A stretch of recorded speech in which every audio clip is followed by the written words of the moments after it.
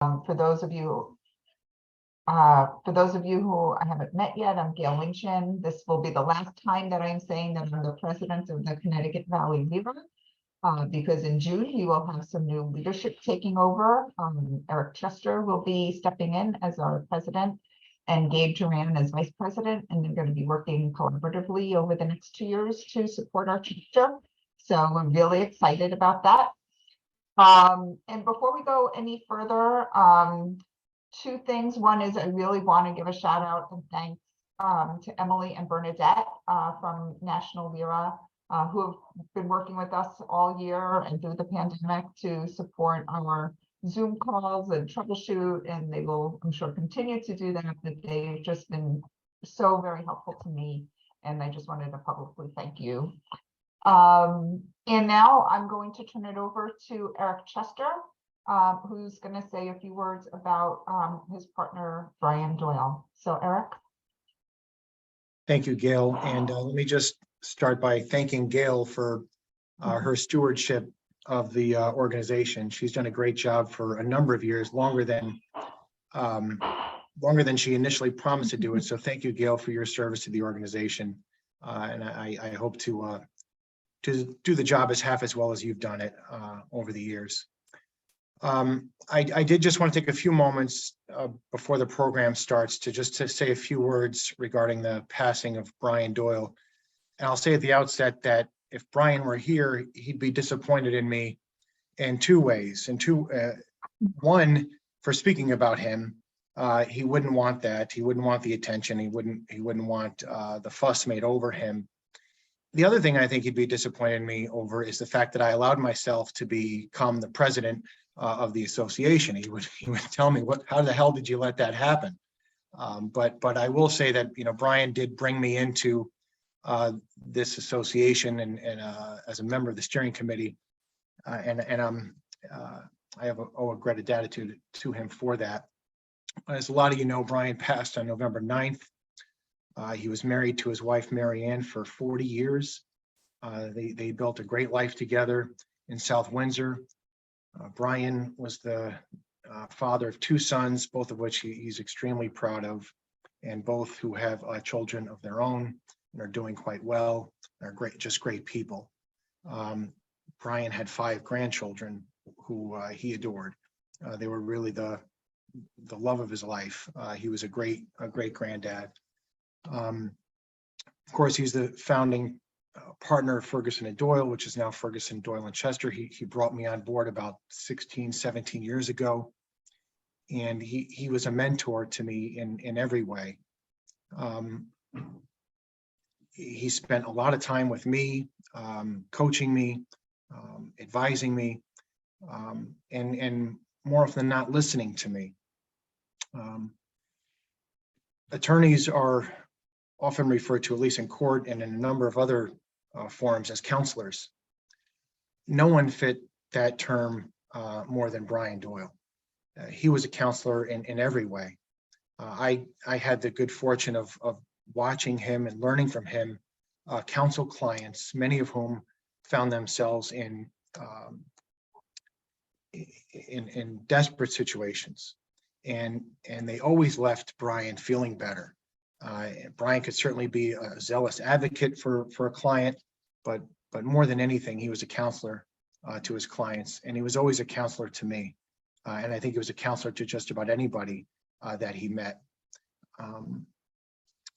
I will say also that I just wanted to thank a number of the people who are participating in today's presentation and who are members of this organization. I think it's a real testament to Brian that so many people not only showed up to his service, but reached out upon hearing of his passing. And especially, I want to give a shout out, I don't do this very often, but to the management representatives that are here and those who could not be here today. I can't tell you, I can't count how many representatives of management called the second they learned that Brian had passed. And again, that really is a testament to Brian and who he was and how he approached the job and how he approached the profession. He's going to be missed. I'm going to do my best to carry on his legacy of being practical, being knowledgeable, and being a counselor like he was. So I'll stop there.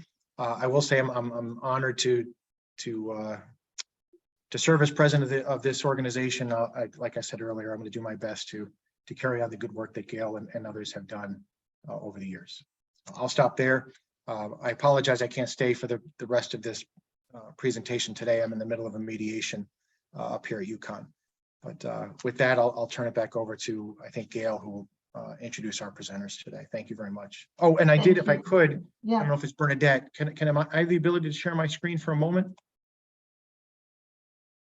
Yeah, is that possible? you can do that. Yeah, go right ahead. It should be activated.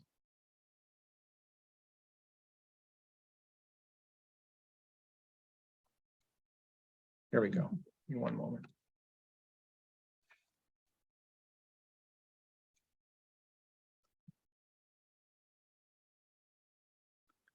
Oh, it's a photograph I was trying to bring up and I don't see. All right, well, you're trying to do that. First of all, thank you for the kind words, and I'm sure that Brian is grinning from ear to ear, seeing you taking over the reins. So thank you for taking time out of your mediation to speak with us today. Oh, there you go.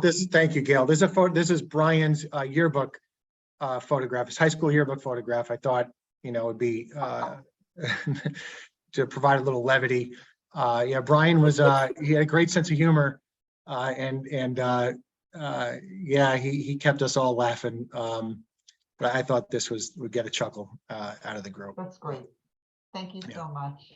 Sure. Yeah. All right. Awesome. Well, back to why we are here today, about whether it's time to put virtual hearings in the rear view mirror. Just to let everyone know that you're muted to preserve sound quality. If you have questions, please put them in the chat. I will monitor the chat. We'll try to take the questions at the end. We will email CLE certificates. So if you have a phone number, please make sure that you switch that over to a name so I know who you are. And now I'm going to turn this over to Christine Newhall, who is a member of our steering committee and who put together this esteemed panel for us today. So take it away, Christine. Oh, thank you, Gail. And Gail, thank you for your service. And Eric, that was a lovely tribute to Brian Doyle. I'm sure he will be missed, and that you're carrying on his legacy is something to be proud of. So thank you for sharing that as well. I do appreciate this opportunity to have this esteemed panel. They're doing the hard work today, not me, although I'll try to do some work related to this webinar. So I'd like to first just introduce our four panelists today. We have Ben Wenograd, who's an attorney that currently serves as a field representative for the American Federation of Teachers in Connecticut, where he negotiates contracts and advocates for the union and members in grievance arbitration proceedings. I'm sure many of you know Ben, and we appreciate Ben coming today. So thank you, Ben. We also have Jillian Folger-Hartwell with the firm of Littler Mendelson in Rhode Island, whose practice focuses on exclusively on representing management and litigating and advising on labor and employment law matters. She also negotiates collective bargaining agreements and defends employers in labor arbitration. So we have two sides there, both labor and management, and I appreciate them both attending today. And just a little fact, in talking to Jillian, we have not seen each other in 23 years, but she started her illustrious career as a member of our staff at the American Arbitration Association. And Jillian, you haven't changed at all. We also have two very prestigious arbitrators that I have known, each of them for over 30 years. It's actually a little more than that, but I don't want everybody guessing my age, so we'll just leave it at that. We have Susan Meredith, labor arbitrator since 1985 from Connecticut, but serves beyond Connecticut, and she is a member of the National Academy of Arbitrators. Also here today with us is Harvey Shrage, and I have to say thank you for helping me to put this webinar together. He has assisted with pulling it together in the middle of some transition in life, but Harvey is an arbitrator for the American Arbitration Association, as is Susan as well, professor at Western New England College School of Business. I believe maybe leaning towards retirement, or has or will, I'm not sure, but he's not going to retire as an arbitrator. So I welcome Harvey and Susan and Ben and Jillian sharing their views today on virtual, hybrid, or in-person hearings. I also want to tell those that are attending, if you want to ask a question, you can put it in the chat or you can raise your hand. The panel has agreed to handle any questions or observation during the presentation today. So I thank our panelists for joining us. And I know I was short on the introduction. So if you want to add anything, please feel free to do so. But thank you again for coming today. So we're going to start. And we have put some questions together. I will be the one asking the questions, but our panelists might ask each other questions as well. So we want to keep this engaged, but we'll start from the beginning. And I'm going to pick on you, Ben, to start us off. And really the first question is, what has been your experience in handling or participating in virtual and in-person hearings? Like pre-2020, what was your practice and what are you doing now in 2022? Thank you all, and thanks for having me here today. Eric might be gone, but obviously having worked with Brian Doyle for a lot of years at AFT. I was happy to see a tribute to him today. Certainly, before COVID, and I had no idea what Zoom was. I had no experience in any kind of virtual hearings. We had conference calls and things like that. And maybe I could figure out on my iPhone how to bring in a separate party. So yeah, this is all brand new. Since, certainly done, sort of every variation of this. There are certainly arbitrations, both in hybrid and pure virtual. But also, I think to some extent, more challenging.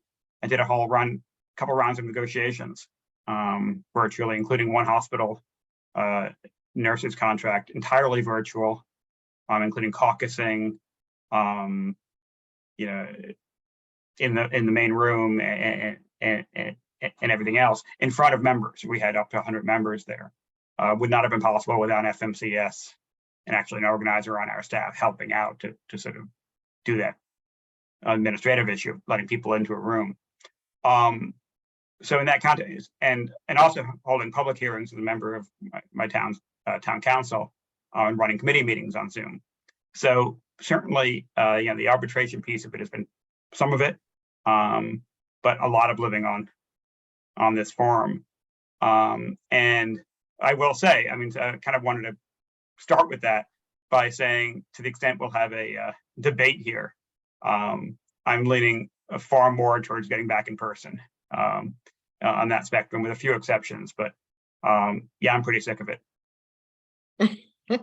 Thank you, Ben. And thank you for your honesty. Jillian, can I have you contribute on that question? Sure. Thanks, Christine, and thank you for having me.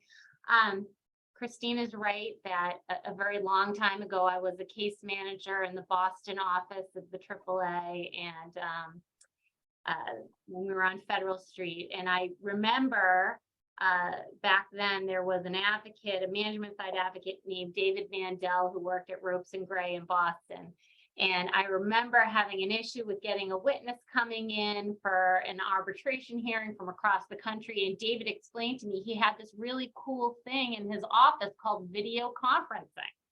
And we had never heard of that. And I was fascinated and asked him, oh, tell me all about that. And he was excited with this new technology. So fast forward, prior to the pandemic, I had used video, the kind of a WebEx platform for conference calls occasionally, but not all the time. So certainly it was a lot more usage once the pandemic hit, and for a while, that's all we were doing. So, most of the hearings that I have done since 2020 have been either rarely fully remote, but very frequently a hybrid model, as Ben mentioned. So there've been some witnesses that have participated on Zoom and some people that have been together in the same room. I think as lawyers, we tend to be taught and we lean towards, I want to be in the same room as that witness that I'm examining. And I want the arbitrator to be in the same room as that witness, because there are things about body language and demeanor and tones of voice and things that can be lost a little, I think, that relate to credibility, that when you have things on Zoom. So I'm with Ben. I'm an in-person girl. But I will say that having a hybrid approach has been very helpful for my clients in a number of scenarios. And just very quickly, sometimes I have clients that are across the country, and the arbitration hearing, is on the East Coast and they're on the West Coast. And so obviously it's much more cost effective and easier for those clients to participate by Zoom. Also, the most important thing I do in an arbitration is pick my arbitrator. That's the most important thing I do. So if I get to have the arbitrator that I select, and that means the hearing has to be on Zoom, I would rather err on the side of having a decision maker that I feel comfortable will do a fair and good job than having someone necessarily in person. Ben mentioned collective bargaining on Zoom. I've had a little bit of hybrid experience with that. Obviously you can't, it's tough to force people to be on Zoom, but it can be very helpful. And I've had negotiations where someone, perhaps the primary negotiator, got COVID or tested positive for COVID. We still could have our sessions as long as that person was feeling okay and symptom free. We're still able to have our sessions because that person we agreed could participate virtually. So those have been my experiences, and we're still going, I think for the most part, hybrid, partially remote and partially in person. Hey, thank you, Jillian. That's the video conferencing. I forgot even that terminology because we've changed how we refer to it. Susan, can I go to you? Your experiences pre and now? Currently. Jillian, I had once heard of video conferencing. I remember I had a case in which there was a witness in Texas and they couldn't get her back for the hearing. And we all had to go to a place where they did video conferencing and have the whole hearing. I mean, they set up a conference room for us. We had the whole hearing there so that this one person could participate by whatever video conference. And then we get fast forward to the pandemic. I had never heard of Zoom. And of course, like many people, all my work disappeared in a second. And all arbitrators were kind of looking at each other and saying, what now? And the National Academy said, well, you have to learn to use Zoom, and suggested that all the regional groups should get together and learn Zoom. So the New England arbitrators started to meet at 10 o'clock every day and play with Zoom until we felt like we could actually run hearing. And then we started to run hearings, and we'd come back and we'd say, this went wrong and this went wrong, and what do I do? And the result was interesting, which was that we are still meeting every Friday at 10 o'clock just to talk to each other about our work. We hardly talk about Zoom at all, although today I made them talk to me so that I could bring something to say here if they thought it was important. It was an interesting conversation. So for a long time then I was doing only video hearings, and in the past number of months I have started to do in-person hearings, and my practice is pretty mixed now between in-person and Zoom. I have a lot of thoughts about the advantages and disadvantages of each, which I think are on both sides. So we'll get to that. Yes, we will. Thank you, Susan. Harvey? So as in the case of Susan, I had never heard of Zoom. I'm on the faculty at Western New England University, and one colleague who lived on the Connecticut shore, we're in Springfield, Mass, would say, I'm not coming in just to have a meeting. I don't teach on this day. I'm going to use Zoom. And I'd say, you got me, but there'd be another colleague, younger and smarter than I am, who'd say, I'll set it up, Harvey, the meeting can go forward. And then we have the pandemic. And I was fortunate that I was on the faculty because we immediately moved to teaching our classes on Zoom. And so they put all of their educational technology people on helping us through this process. And I have to admit, and I've told them this, that I kind of milked them for additional information so that I could run my hearings in a professional manner. And they were really terrific in helping me through it. And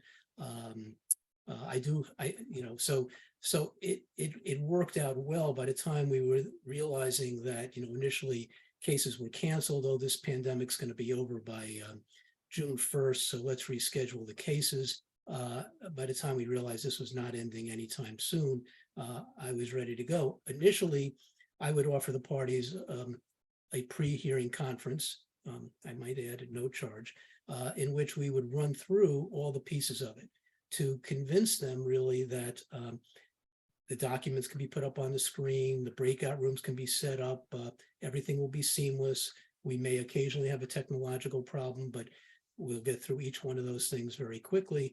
And there was a great comfort level with it. I mean, I guess I've been fortunate because listening to Ben and Jillian, it's amazed I have any cases, but the reality is that my caseload hasn't gone down at all. Can I tell you whether I'm not getting picked for cases because I'm only working on virtual cases? Obviously, I can't tell you that. They may be able to tell you better than I can. But I can tell you and obviously on my AAA cases, it's noted that I'm only handling virtual cases. But when I get appointed directly to a case, I immediately tell them I'm only handling virtual cases, and I haven't had any pushback in that regard. I'd like to think maybe Jillian's point is on target, which is they want a particular arbitrator. And I guess I'm thinking to myself, boy, I'm glad I'm not starting out as an arbitrator now, because Susan and I have the advantage of them knowing us along the way. So I think that's been the way it's worked. And just a final note, I'm getting some feedback here. Are you getting it on your end there? Yeah, there's some feedback, but All right, well, I'll continue on. I have handled cases, and maybe this is providing a comfort level to the advocates. I had one case it went 15 days. So we were at day 8 when the pandemic hit. And so we weren't going to stop the case. We continued on. At one point, both sides said, we want to be in the room together, and we're okay with you being on Zoom. So they were there. I wasn't there to be the COVID police. Frankly, they were not exactly following any of the rules. I guess they all survived it, and they were fine with it. We had a court reporter who was on Zoom, and the transcript came back perfect. I've had other cases in which one side, and I find it's a lot of times the union that wants to do it this way, I guess to sort of connect with their folks, where they are in one room, management is scattered in their various places, and I'm on Zoom, and that's worked out perfectly fine, and nobody has argued. This issue of credibility, which I guess we may get to later, but I tease people and say, for those of us who grew up with Perry Mason, those Perry Mason moments. I mean, I was an advocate at the NLRB and the Postal Service for a number of years before starting an arbitration practice 34 years ago. Those Perry Mason moments really are pretty rare, and I also think that the notion that we don't see the witness as clearly, well, especially if we're trying to distance, if we're still in a point of sending people into corners, I can see the witness extremely clearly. And so if they're jerking around, assuming that all the studies that have been done on whether that tells you anything about a witness's credibility or not, I think we can get a pretty clear picture of how that works. So that's my starting point. I'd like to just add one thing to what Harvey Go said. ahead, if you Susan. don't- Sure. about Go ahead. credibility, because I think that that is an issue that comes up a lot. And there's been a lot of research on whether people can tell that other people are lying. And the answer is, if you don't know them, you can't tell. And you can't tell if you're in the room with them, and you can't tell if they're on Zoom. Credibility depends on outside things, you know, who's telling what story and whose stories fit together, and a lot of issues, but very, very little depends on witness demeanor. And I agree with Harvey that I have as good a view of somebody on Zoom as I have in person. Okay, thank you both. We jumped ahead a little bit, but we're going to go back to the questions. And Harvey and Susan, you've mentioned some challenges, and our next kind of topic was what were the challenges first in 2021 as we really came into the full year following the start of the pandemic. What are the challenges now as compared to that time frame? Are there still challenges? And maybe Ben, we can go back to you. Challenges that you'd like to share with the audience, and we'll Sure. come up with some solutions maybe to the challenges on our future questions. But I'm going to have you start there. I think at this point, we all know the challenges of things like feedback and the technical challenges. I think what's getting hard now is this exact discussion, which is that in this process, which is, more comfortable when it's really predictable, is that it is less predictable as to what the arbitrators want and what the other parties want in terms of do we go virtual, do we go hybrid, do we go live? And we're sort of ending up in a three-way negotiation, which is sort of hard to do when, we're trying to be nice to the arbitrators, and as we begin a case where we're just been assigned to a case, maybe testing out the merits of the case itself and feeling out the other side and trying to do all these other things and negotiate possibly an actual settlement. And now we're dealing with logistics. When we're in the middle of COVID, it was easy. We're going to do it virtual or delay it. And that was kind of an easy choice. Now it's, we're sort of in this gray area. I just got and I did check, it's not a panel member. Hopefully nobody on the call, but maybe there is. Right now I'm in a selection process for a case with AAA. We've submitted our second round. So I have submitted, my rankings. And then we get an email from AAA asking what our views are on, is it going to be live or virtual? And prior to selection, presumably because the arbitrator has asked what our preference is, whether I assume deciding whether or not to take the case or not. And that just creates like a whole game theory as to, okay, let me look at which one maybe got selected, which one, do I want that person, do I not? Because again, we're in the second panel, we're trying to game it out. And the parties haven't talked about it. Like we don't, we have negotiated. We haven't talked about whether or not we want it live or virtual. And it's a bit uncomfortable. And so I think that right now is sort of the biggest challenge of just kind of figuring out how to get into the room or the virtual room together, the preliminary stuff. And I'll talk about that a little bit more, about what maybe the rules ought to be. But for me right now, that's the issue. Thank you, Ben. Jillian, do you want to share any challenges or comment on Ben's? So I think Ben's point is very well taken. That is a concern. Certainly you don't want that decision about virtual or in person to interfere with the selection process. And if it's not very clear up front between the parties and everybody who's doing virtual only, who's not, and whether both parties agree on the way that should run, I think it's hard because it might, as Ben said, interfere with that well-honed selection process of the lists that go out and we're all familiar with, right? And we know they rank and they add up the numbers. I did it myself many, many times when I sat in the case manager seat. So I think his point on that is well taken. In terms of challenges, I think for me, the biggest challenge when we first went virtual was the degree of preparation time that is necessary for a virtual hearing for me in preparing documents and organizing them in a fashion that I can use them and have it not be clunky. I was ill prepared for the amount of additional preparation time that was going to take for me. I'm very, very busy. Ben's very, very busy. All the advocates are. And so that was certainly an adjustment in the beginning. Now, I think we kind of understand what that process looks like. But also, I do really find handling exhibits to be clunky on virtual hearings.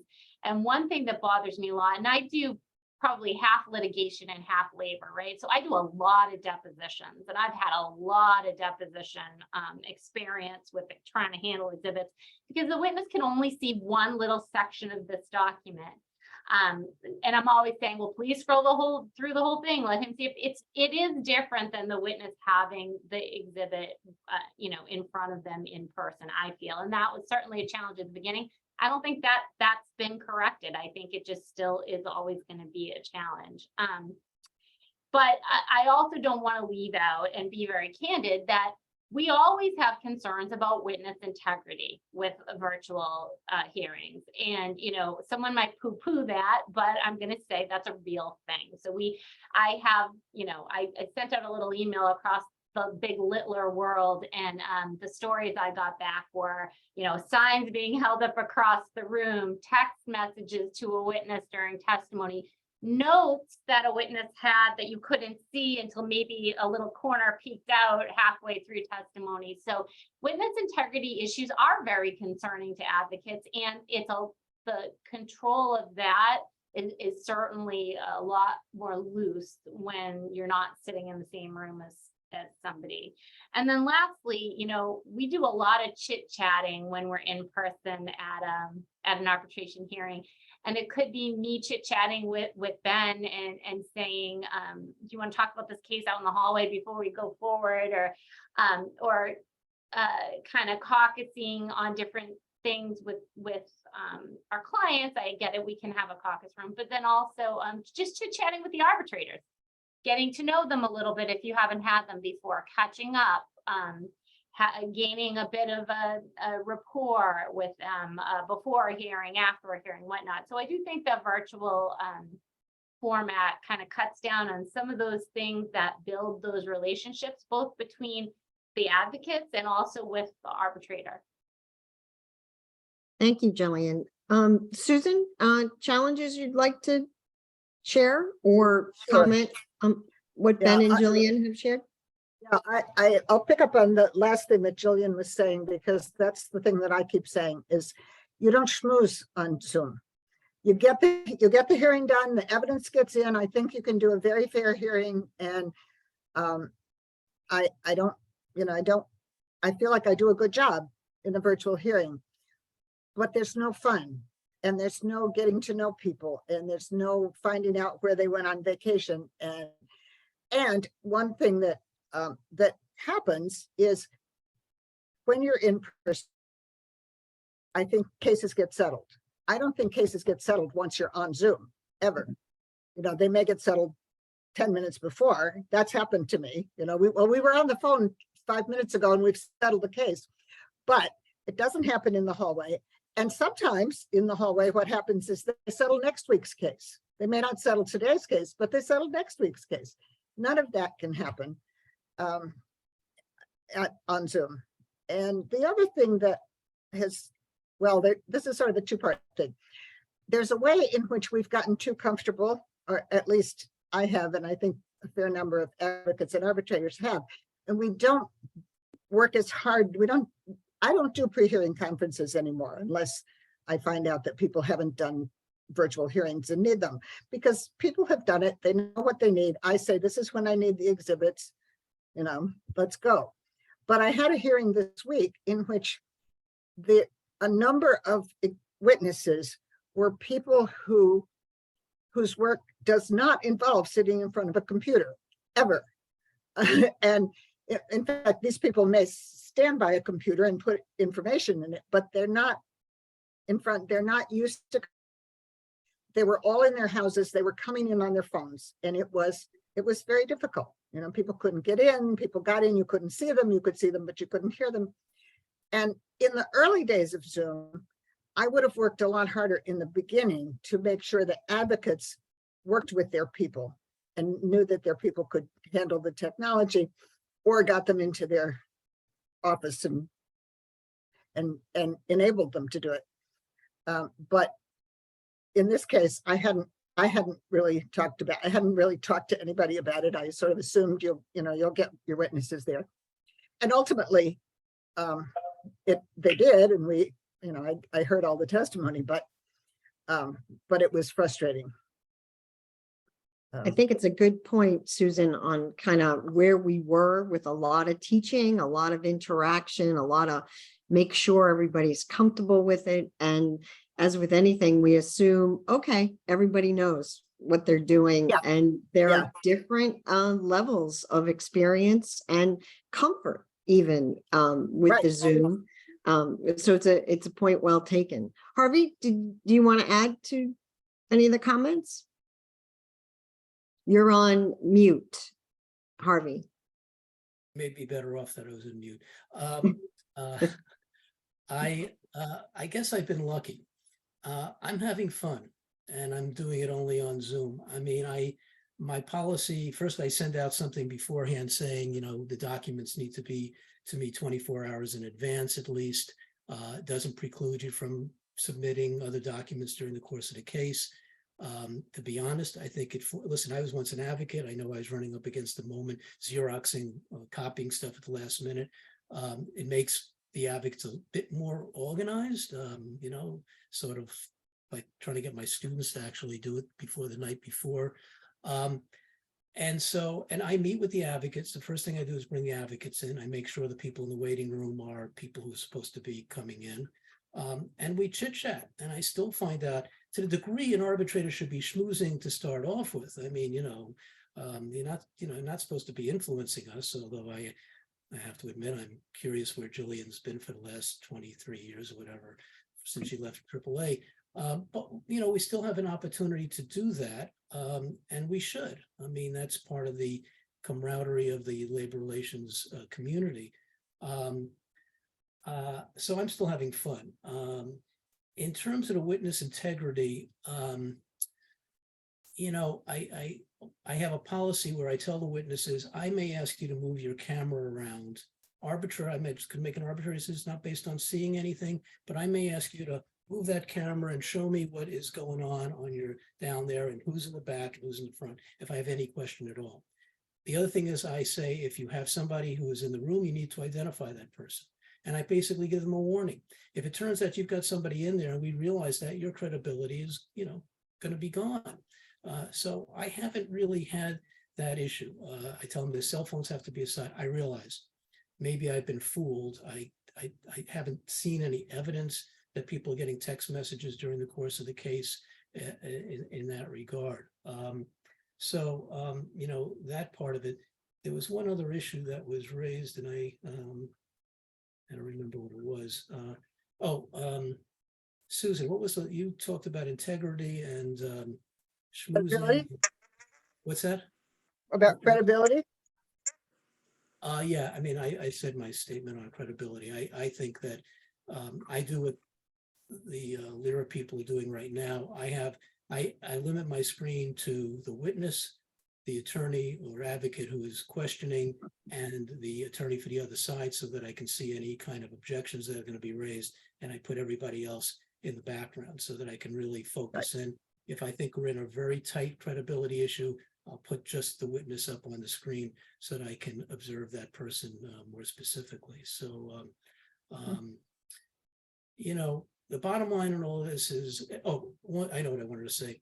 This notion of, first of all, I think the advocates do have to make determinations. The employees in this case are not used to Zoom. They're not going to be good on Zoom. So a couple of ways. Unions are probably most put in this situation. They'll bring the folks into their office.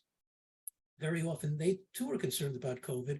They'll put the witness into a separate room, a witness room that's only there for the witness coming in and out. And then they know they've got good quality internet service, et cetera. A story was told on one of our National Academy sessions a while back about somebody who was testifying while driving his car on his cell phone. I mean, look, we have to run the hearing. The answer is no. This witness is not testifying today, okay? And the second thing is there will be occasions in which the technology breaks down on us. It has not happened often, although it happened a minute ago.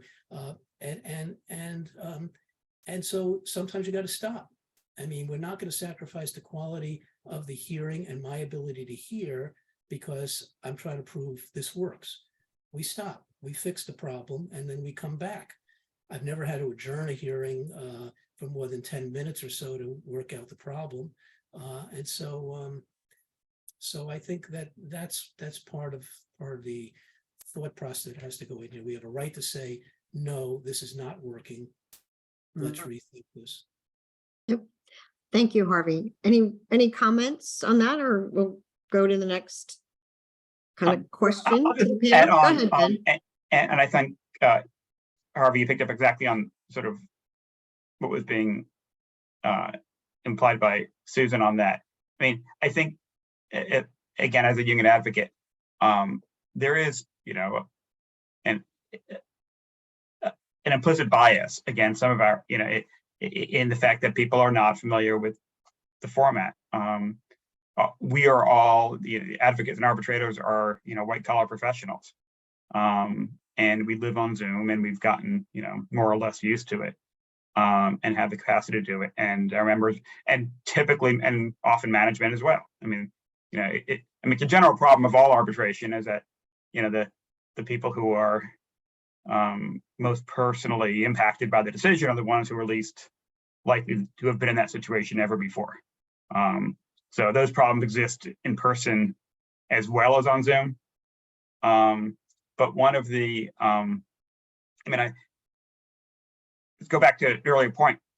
I appreciate, and actually glad to hear that Susan doesn't believe that she can body language people into, you know, pick out who's lying by their body language, because that's always a mystery to me as well. And I, you know, I'm always suspicious of my own ability to do that. But when you're, you know, the credibility that matters is two ways, right? I mean, you need to have your ability and feel confident in your ability to judge the credibility of our witnesses. But they also have to have, you know, your credibility and their trust in the entire system. And that's where I think that, you know, when you have that situation of somebody, you know, fighting for their job, or, you know, a promotion or something else very personal to them, again, really it's your credibility, the credibility of the whole system that's being judged, and that has to be, you know, maintained. And that's where, I mean, it certainly can, you know, I think that's where we have to worry about it. And if they're simply seeing you, you know, on a screen, that might not give them, you know, that sense of justice of having a day in court, that we really, you know, on that sort of case, that I think is really important to maintain. Okay, thank you, Ben. Jillian, anything? Okay, go ahead, Susan. Well, just, I had there was a post on the arbitrator email list today about someone who had been talking to several union reps, and they had said to him, you have to understand that one of the things that is important to our members about an arbitration is that that management has to show up and sit down and listen to what we're saying. And when we feel like they haven't been listening, if we sit in front of an arbitrator and the arbitrator gives us as much time to tell our story as they give management to tell their story, that matters. And I thought that was a very interesting Good point. response. Thank you, Susan. I'm going to move on to the next question, and this is a question to the arbitrators. We'll start there. Actually, Chris, we actually have a question from the Oh, chat. okay. Wow. Let me see if I think it was about transcripts, correct? Yeah. So the question is, how do transcripts fit in Zoom hearings? Are hearings recorded? Does anybody, I mean. What do you do with that? I've had a stenographer either on the Zoom or if it's hybrid, the stenographer in the room with, you know, wherever the bulk of the witnesses are. Somebody on this call knows just a couple weeks ago, we had one where the advocates, most of the witnesses, the arbitrator and the stenographer all in the room, and we had a couple witnesses on Zoom. I have never used the Zoom recording function as a transcript. I don't see why you couldn't agree to do that. And, you know, it doesn't come with a stenographer fee, but I certainly don't want to put the stenographers out of business. So I haven't actually used the Zoom recording feature, but I have used a typical stenographer for Zoom hearings. Thank you, Jillian. Go ahead, Harvey. The interesting, so the answer is yes, stenographers, obviously I'm only handling cases virtually. They come on, they're happy to be in their house doing this. And it's, I don't know, again, I'm thinking I'm a lucky guy. It's just been working out exactly right. Here's an interesting, the Zoom thing. So the Zoom transcript, I haven't used it officially in that regard, but I've used it with my classes just to see what happens. They are 80% accurate. So you've got a lot of work to do to kind of get them. But here's an interesting take on using Zoom recordings. Parties, very experienced parties with a large employer asked, not at my request, to have a Zoom recording that they would then send out to have transcribed. And it was a 4-day hearing. They sent it out to be transcribed. The transcription was terrific. I asked them, I said, you know, what did the stenographer say, the transcriber, because, you know, and they said they loved it because rather than stopping the hearing to say, can you repeat that? They just ran back on the recording and they could see, you know, see what the person said. So that was an option. I don't know that it's saving them any money. I don't know why they decided to do it that way, but they were very happy with it. The one piece worthy of keeping in mind if you do this is the question of who's going to indicate on the record, off the record kind of stuff. And our decision was we are going to let the recording go constantly. I will say on the record, off the record. The transcriber will be informed that when the arbitrator says off the record, they stop transcribing. And when they say on the record, they go back to transcribing. And we now got the 4th day of hearing transcribed. And it came out perfectly in terms of all of that. Now, one warning to arbitrators, what I learned the hard way, even though I have a paid for Zoom account with some bells and whistles, it has a limit to how much storage it has for keeping the recordings. So I got a message from Zoom saying, Shrage, that's going to cost you $40 a month to have a large storage piece to doing it. Not the end of the world, because you all think arbitrators charge too much anyway, but so I'm now paying $40 a month until this case is really put to rest and I issue a decision in it, in which I will keep it open. So just, if you follow that approach, just note that you're going to have a big storage on Zoom. Thank you, Harvey. Susan, did you want to add to that question? Okay. Ben, any view No. on the transcripts? Nope. Did you say? No. Okay. We also have in the chat an arbitrator, Sherry Broder, sharing with us that she had a case on Wednesday, which was in person, except that the court reporter was on Zoom. So a little different there. I would think that would be difficult for a court reporter, but I guess your transcript will tell you whether it was or not. And then she also said you can store Zoom recordings on your computer instead of Zoom, but you know, Harvey, just go with the $40 right now. You're all set. The case is ongoing. They take up a lot of room on your computer, so Yeah. that's tricky too. Yep, If it's true. If it's a 1 hour, a 30-minute hearing, one thing, but otherwise, yeah. Yeah. Okay, so the next question is to the arbitrators, and we have advocates on the line, we have advocates on our panel. You know, what message do you have for advocates handling virtual hearings versus in person? What are the lessons learned? What can we share? And you have shared some pointers already, but if there are other pointers, I think it's valuable to share from the arbitrator's perspective. And just know, I am going to ask for the advocate's perspective, representing an neutral administrative agency. I got to get everybody's views in. So, Susan, do you want to start with any, message do you have for advocates?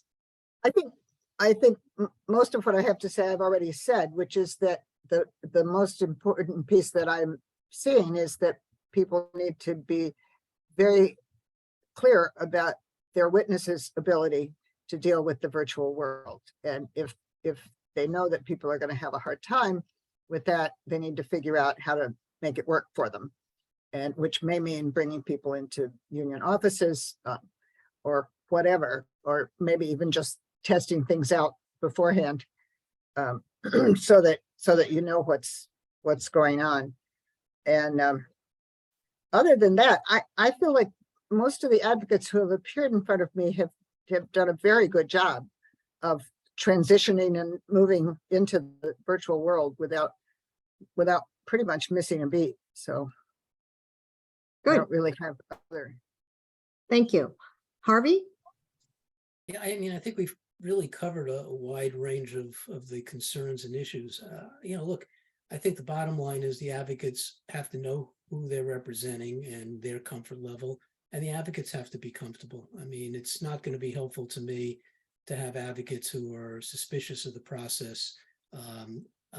So I say, keep an open mind, maybe try it in the right kind of case and see if it fits for you. But if it doesn't, it doesn't. And it's not healthy for any of us to try to push it one way or the other. And I guess that's my advice. I mean, I don't think it's more work for advocates. I do think it requires some preparation in advance. As Susan says, knowing who's going to be witnesses in a case so that, whether they're going to be comfortable or whether they have to come into your office or whatever that might be.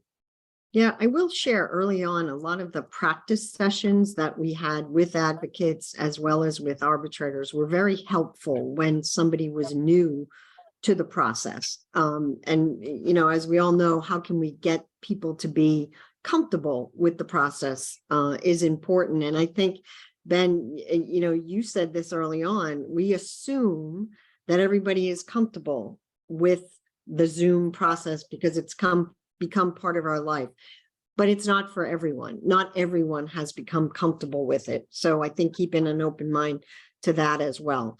But now let's go to the advocates. What message do you have for the arbitrators handling virtual hearings versus in person? Are there lessons learned or kind of pet peeves? I love sharing pet peeves with arbitrators. So I don't know, Ben, do you have any suggestions for Let's treat arbitrators? this as a just cause and have Jillian go first. Okay, all right. He's gonna let me do the dirty work. Yeah. It's been like a white knight. This is my conviction. Right. So I think arbitrators need to understand that I think when doing a virtual hearing, they need to be a lot more in control of what's going on and instructive to everybody than necessarily in an in-person hearing. And I can give you a objective example of why, one of the reasons, something that's happened to me that I think that's true. So I do really appreciate it when an arbitrator makes a point to instruct each witness who testifies, are you alone? You need to be alone. And really takes the time to say, this is under oath. To, I think the point that a few of my co-panelists have made, the gravitas of coming to a hearing, sitting in a room, maybe putting on a tie and whatnot, does not always translate to a witness in a virtual setting. So, I've had a witness literally crawl under her covers and lay down in bed during testimony, and I had to say, ma'am, you know, the stenographer is having a hard time hearing you, maybe you could sit up and get out of bed, right? So I think that there's times that witness, that's an extreme example, but I think there's time that witnesses feel almost too comfortable with that virtual process. I'm using a bit of hyperbole here, but I'm a lot meaner in person too. So I'm more effective in person, I think, than I am on Zoom. But I had a really difficult situation with an excellent arbitrator, the best arbitrator. And the arbitrator was virtual. Union and myself, not Ben, were in the same room. And most of our witnesses, the grievance, our kind of reps were there, but arbitrator was virtual. And union advocate really misbehaved in a very verbally aggressive and combative manner. And he was trying to do something with the document with the witness that was not coming across to the arbitrator because the arbitrator was on Zoom. And I had to really stop and say, listen, Mr. Arbitrator, I need to explain to you what just happened in this room.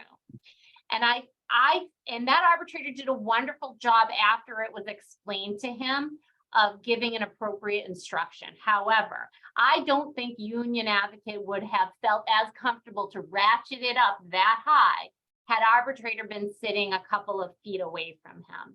So my asks for the arbitrators are really be cautious to control your hearing when a lot of the folks are virtual.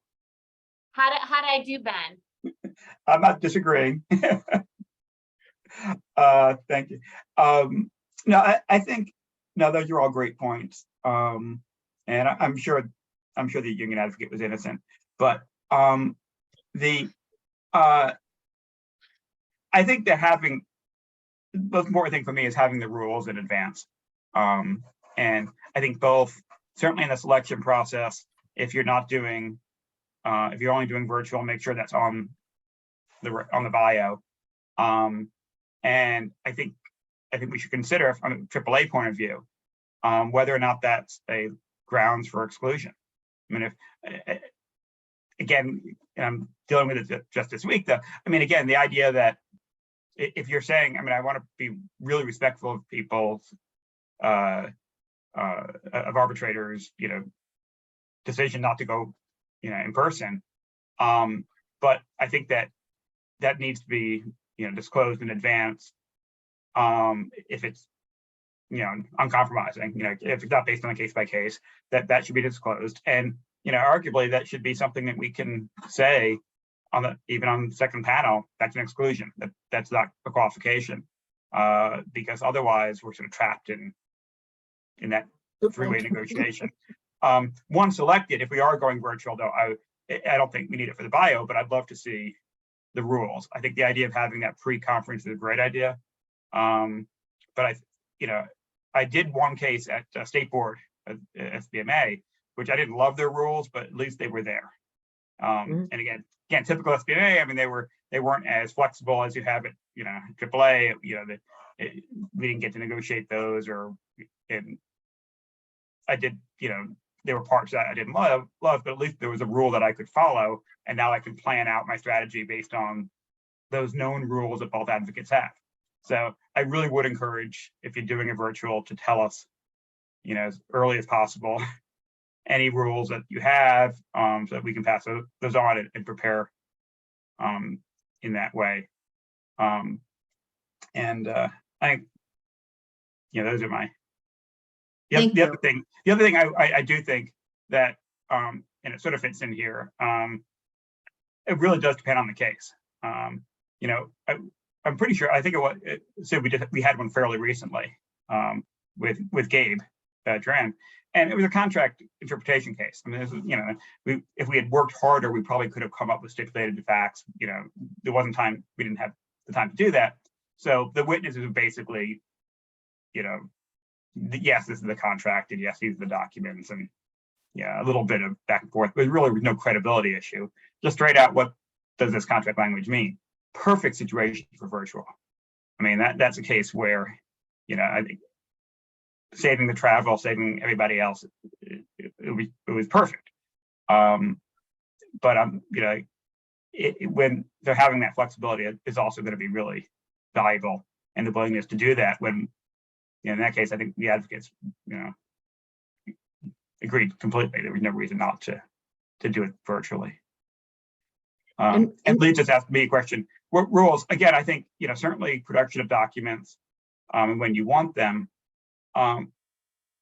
the things Harvey mentioned in terms of, the room and, that papers and all that sort of thing, of course, they're obvious, but, it helps to state them. The one thing that is always a little confusing to me is what do we do with, we're doing full disclosure in advance.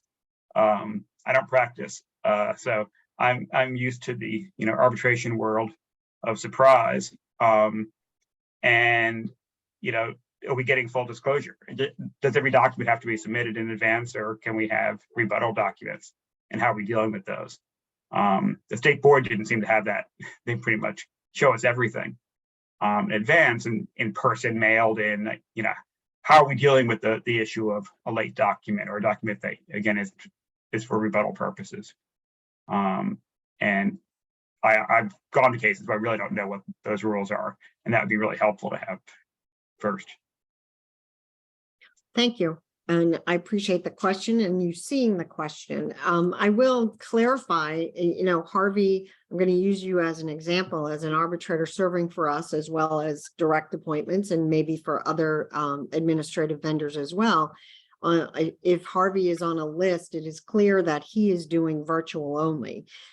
We are pushing arbitrators, if they have that virtual only, and that's the requirement, we do want them to put that on their bio. So when you're selecting, you can see that information. But another, Susan does both. So there's not going to be information. And I guess we assume there's the assumption it will be on what the parties either agree to, or that Susan has to make a decision about, which gets to kind of a question we have in preparing for this, like, how do we handle the issues regarding logistics? One party wants in person, the other party wants, maybe hybrid or all virtual or some partial type. Every hearing, it depends on the specific case. There's no golden rule anymore that everybody's going to be in a hearing room. It's now depending on the case, the parties, the witnesses. So I guess I'll ask the question, how, Harvey or Susan, do you handle issues that come to your attention regarding the logistics? Like, what will you ask for? How will the hearing be handled when the parties disagree? And they disagree after you've been appointed. That's when the disagreement comes up. So I don't know, Susan, do you want to tackle that? Or just give your view? No, I'll give the arbitrator's answer, which is, well, it depends. Right. You have to talk about it. And that's definitely a place where you're going to have a conference, telephone or Zoom. And I want to know, why do you want it? And I had one, it was interesting. We've talked about it a lot as arbitrators and in meetings like this. And I've taken the position that I am not going to force anyone into an in-person situation that they're unhappy about being in. And we can work out some way to accommodate that. It may be a hybrid, it may be an entirely virtual hearing, whatever works. One of the first, or at least the most recent dispute that I had was the one party wanted the hearing in person and the other party wanted it virtual. And I got on this conference call thinking that the person who wanted it virtual was going to talk about COVID and whatever. And in fact, the person said, well, it's a really long drive for me and I don't really want to make it. And I said, sorry, you have a client who's in this place, you can drive there. And I said, that the hearing would be in person, because no one had given me a reason that that I found compelling at all. Well, the person who wanted it in person had in fact more interesting, more better reasons. In fact, the case settled, but before anybody had to go anywhere, which was just fine. But it's, you know, beyond my rule that, you know, I'm not going to force anybody into a conference room who's not comfortable being there. Then it's just a matter of getting the parties together and talking about it until we come up with something that works for everybody, at least reasonably works for everybody. Yep. Thank you. Harvey, anything to add there? Well, you know, the good news about me only doing virtual hearings is I'm not confronted with the issue because they know. And I, by the way, agree with Ben and Jillian. I think I want the parties to know if it's that I'm doing virtual hearings. There is no point in this turning into a last minute fiasco of he didn't tell us or whatever else. So I'm assuming that they know that, and that's that. And just one comment to Jillian's point earlier about control. I totally agree with you. The arbitrator has to keep control of the hearing, and any monkey business of course, these things can happen in person as well. It certainly has happened where a senior person at a firm is trying to intimidate a young lawyer. I've had that happen 2 or 3 times long before COVID. And when I tell them that my daughter is a young lawyer and you're making a big mistake trying that kind of game, they back off and they probably never point me again to a case, but I frankly don't care. So it can happen in any circumstance. And frankly, you know, if I had to, it's never happened, but if I had to, I'd remove the person and say this hearing is stopping right now. Transcript is off if we have one, and I'm taking the 2 counsel out into a breakout room, and we're going to do it that way, or go into a separate room. But I'm not hearing any of this. So you're absolutely right, Jillian. Control over the hearing, and Ben's point, setting the rules up. How are the documents going to come in? And I agree with you, Ben. You know, there is a certain amount of surprise that you have to allow in this game. So I'm not going to preclude evidence coming in later on during the course of the hearing, you know, in the sense that I forgot this was a document. Look, the bottom line is you bring a surprise document in, you may be delaying the case because I'm going to give the other side an opportunity to review the document. If they need a witness to respond to the document, we're going to go to another day of hearing, which early in my career, when I had 1 case a year, I was happy to go to another day of hearing. I'm not so happy about doing that now. So, so you can tell I'm still having fun with this arbitration business here. If we don't keep our sense of humor, then we're lost. Harvey, we all need your philosophy about having fun. It's actually well done. I am getting a few warnings about timing, so I'm not sure we got through all our questions, but I think each of you have touched on it. But I would like to just give every speaker an opportunity just to, you know, what's the message heading into 2023 as it relates to this area of how hearings are going to be held? Any last comments from anybody? And I guess now, Ben, I'm going to start with you because you put the burden on Jillian before, so I have to be fair. Fair enough. So I'm gonna ask you, Ben, for any closing comments. Thank you, and thank you for Lera and Christine for your moderation of this panel. It's been fun. To Harvey's point, you got to have some fun. No, I think that it's a new technology now that it's working and we all know it, and it's a huge opportunity. I mean, I think that the ability to bring in witnesses who are far away it is great. I think that type of hybrid of being willing to have somebody testify that way, I think, is a real advantage. My suspicion is that we'll get more and more more and more in person. And by the way, Susan's point, I agree. Like I said at the beginning of COVID, everybody's right about whatever personal safety precautions you want to take. We can't shame people for wearing a mask or not. And frankly, my views on that change pretty much week to week. So yeah, I think that, and there's one question about that, wearing masks I mean, I'll always wear a mask if somebody else in the room wants me to wear a mask.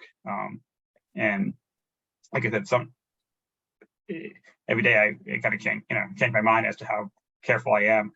But I think that, that extra technology should be used, and we should have that always on the table.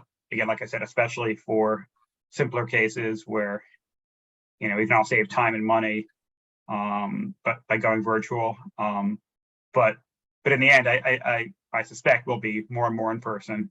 I can't imagine I'm doing another negotiation on Zoom. But the more we can make this sort of a fair system, the better off we'll be, and we should take advantage of those tools. Thank you very much, Ben. Jillian, any closing comments? Thanks for having me, first off, but also I think flexibility, and I think this is kind of echoes what Ben said. I will never say no to a great arbitrator because the hearing's going to be virtual. That's more important. But flexibility, and to be honest, I have not really had any disagreements with unions about logistics, virtual or in person, that could not easily be overcome. If someone wants to insist on having it virtual, it's fine. And part of that too, particularly earlier, was you really do have to be respectful of everybody's feelings in terms of safety and things of that nature. So flexibility, that's my parting words of wisdom. Thank you.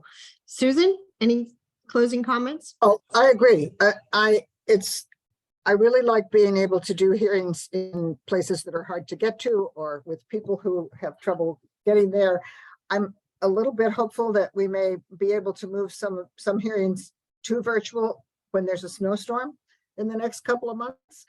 That would be better than postponing them until June.